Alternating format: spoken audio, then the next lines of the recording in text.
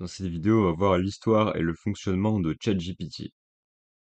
Donc ce cours, je le trouvais intéressant comme introduction dans la formation, parce que je trouvais que c'était bien de comprendre ce qu'on allait utiliser, d'où ça venait et comment ça fonctionnait. En gros, on va pas non plus rentrer trop dans le détail, parce que sinon ça va devenir assez compliqué, mais c'est quand même important de savoir comment ça fonctionne. Donc premièrement, qu'est-ce que ChatGPT? Donc ChatGPT est un chatbot de conversation basé sur l'intelligence artificielle qui a été développé par l'entreprise OpenAI, donc qui est une entreprise américaine dont on reparlera après. Donc ChatGPT utilise une intelligence artificielle, un modèle qui s'appelle GPT-3, mais pas exactement GPT-3, GPT 3.5, comme j'ai pu l'écrire ici. C'est une version qui est mise à jour de GPT-3. En tout cas, au moment où ChatGPT est sorti, il utilise 3.5. Il y a des rumeurs comme quoi il pourrait passer rapidement en GPT-4 dès 2023. Donc c'est pour ça que ça pourrait évoluer assez vite. Mais voilà, globalement, GPT 3.5, c'est une version améliorée de GPT-3 et aussi de Instruct GPT, qui était une sorte d'intelligence artificielle qui était plus entraînée pour répondre à des questions et avoir une conversation. Et donc ChatGPT, c'est un petit peu le mieux de ce qu'ils ont pu faire aujourd'hui, car c'est une IA donc, qui permet à la fois de faire une chatbot et de discuter avec nous, et à la fois de répondre à des questions et nous donner des informations qui vont nous être très utiles pour cette formation. En tout cas, que nous allons voir dans cette formation. Alors, actuellement, GPT 3.5 et ChatGPT, au moment où il est sorti, il utilisait 175 milliards de paramètres. Alors un paramètre, en gros, dans le domaine de l'intelligence artificielle, c'est une propriété qui a été apprise par le modèle d'intelligence artificielle et pendant son entraînement et qui peut donc utiliser quand on le sollicite. Ce qu'il faut savoir aussi, c'est que ChatGPT donc est connecté à Internet, contrairement à ce qu'on a tendance à dire, à voir sur YouTube, ou même ce que je dis d'ailleurs dans certaines vidéos de la formation par abus de langage. ChatGPT en soi est connecté à Internet, mais pas à Google, ce qui fait qu'il a une date de coupe en fait qui est au 31 décembre 2021 et que tout ce qu'on peut lui demander sur ce qui s'est passé ensuite, eh bien il pourra pas aller le chercher sur Internet, sur Google et donc en fait, il nous dira tout simplement qu'il ne sait pas. Il va même nous dire des fois qu'il n'est pas connecté à Internet. On verra qu'en réalité, si on lui donne une URL, il peut aller apprendre ce qu'il y a sur le contenu de cette page. Donc il est connecté à Internet. Et puis même dans tous les cas, il est connecté à Internet puisqu'il nous répond à nous. Mais voilà, il peut pas aller faire des recherches de par lui-même sur Google. Ensuite, c'est le dernier point qu'on va aborder donc sur cette slide. C'est au niveau du test de Turing.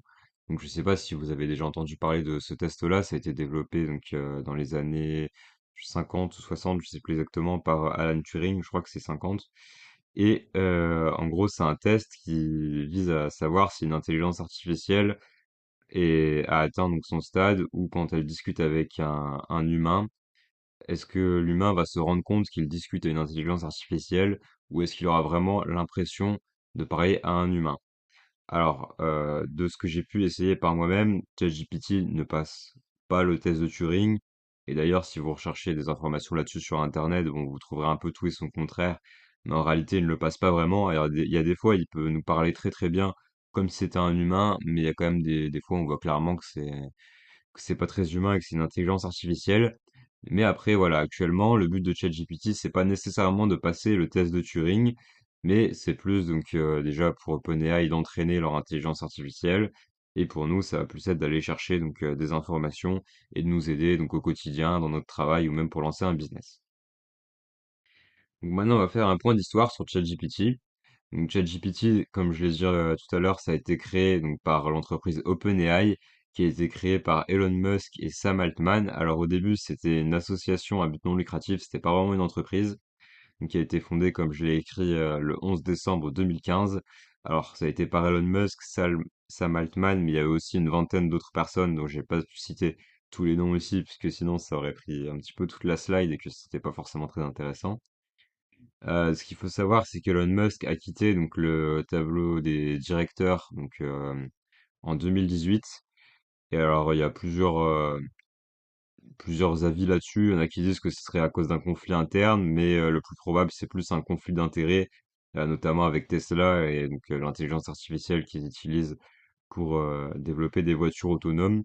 Et donc pour éviter ces conflits, eh bien Elon Musk a donc quitté le tableau des dirigeants. Donc comme j'ai dit, c'est une association qui était à but non lucratif à la base. Puis en 2019, ça a changé, en mars 2019, et c'est devenu une entreprise à but lucratif plafonné. C'est-à-dire que les actionnaires, enfin les investisseurs, ne peuvent pas récupérer plus de 100 fois leur mise sur ce qu'ils ont injecté comme investissement dans l'entreprise au départ.